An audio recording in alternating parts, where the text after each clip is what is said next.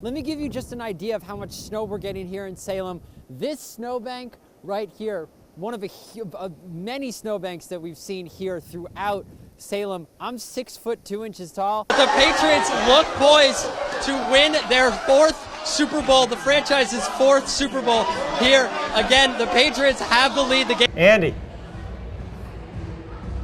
Well, good evening. It kind of seems like an unlikely event. Dodgeball, we all remember the game of dodgeball. You could not have asked for a better day here in Weirs Beach. After some rain earlier this week, the sun is out and so are the people. If you're headed this way, grab your motorcycle. Celine, in the 3 games the Monarchs have won in this Calder Cup final versus Utica, they've scored first and in the first periods. People are being urged to stay off the roads. As you can see, all these cars, the snow that piled up earlier today. This is the situation. The celebration can begin here in Boston. What a thrilling victory for the Patriots.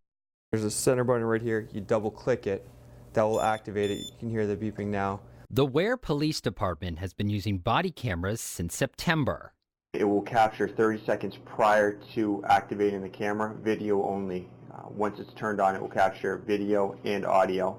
Every traffic stop is recorded, and it's made a huge difference for the officers. It takes out the he said, she said. It protects the community as well as us from false accusations.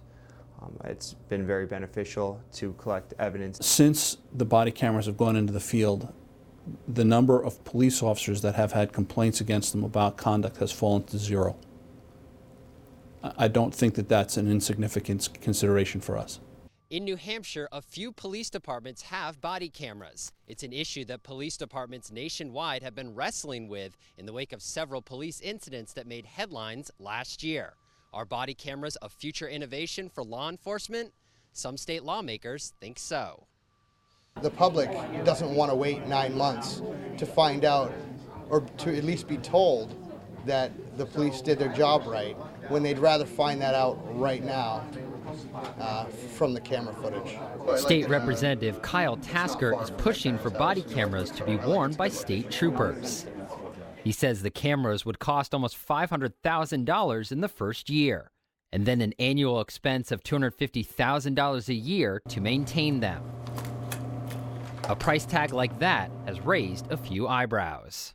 I think that the realities of cost are going to cause at least some pause in the thought process. The cost is an issue for the New Hampshire Troopers Association and the Department of Safety.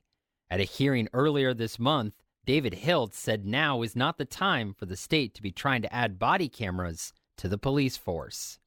We think it's important that we have a large body of very detailed information for the purpose of shaping policy in light of knowledge of the performance. There is a way to do it without costing anything, but it would negate equipping the state troopers. In addition to cost, there's also the issue about whether the cameras should be eye level or chest level. Will other departments follow in Ware's footsteps? The debate continues. Andy Madison, NH1 News. And once that interaction is done, whether Super Bowl champion and Patriots defensive player Zach Moore got a rock star welcome at Abbott Downing School today.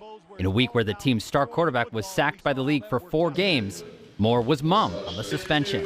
I have absolutely zero idea about that case or what happened and who did what. So I really don't have a comment for that. So I don't really know what's going on. There's a different volunteer. He was joined by former Patriots player Peter Brock, who feels the whole Deflategate report has been overblown. Who would believe they'd make such a big deal of PSI in a football? And I played center for 13 years, and I couldn't tell you the difference between an underinflated or overinflated one. On Monday, the league suspended Brady and fined the Patriots $1 million for allegedly underinflating footballs in last year's AFC Championship game, a suspension Brady is expected to fight.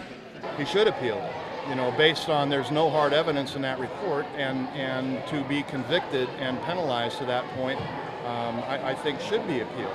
If all the jerseys are any indication, number 12 is still number 1 in New Hampshire. You see a lot of Brady jerseys out there. Yeah, it's great support. I support 12. These kids support 12. For Zach Moore, it doesn't get much better than winning the Super Bowl in your first season in the NFL. So what does next year have in store for Moore and the Patriots? That could depend on whether the NFL stands firm on Brady's 4-game suspension. In the studio, Andy Madison, NH1 News. Representative Rainey Cushing, whose father was shot in the chest and killed in 1988, an adamant opponent of capital punishment. I think it's time that New Hampshire declare the death penalty something we can live without. The last execution in New Hampshire happened in the 1930s. Howard Long was arrested twice in connection with a young boy's death. The second one was a 10-year-old boy he met in Laconia. Long was hanged in 1939, the last person to be executed in New Hampshire. One of the nooses that was prepared for his hanging is displayed in the Belknap County Sheriff's Office. In 1939, this execution went off with very little public outcry. And in fact, when Mr. Long was hanged and subsequently buried, apparently no friends, family, or supporters came to his funeral. These days, any death penalty case involves fierce debate. The death penalty coarsens us. It doesn't do the one thing that we all would like, and that's to bring our loved one back. It kind of replicates the kind of behavior that that we abhor. It's justice for the victims, for the state to say, if you do that, if that's your intent, then we're going to reserve the right to put you to death. New Hampshire is the only state in New England that carries the death penalty. Last year, a move to repeal it failed by a single vote. Representative Bill O'Brien has pushed for expanding the death penalty, helping pass a bill known as Kim Cates Law that makes murders committed during home invasions punishable by the death penalty. The fact that it has remained on the books, I think, talks to an understanding that there can be instances where it is entirely appropriate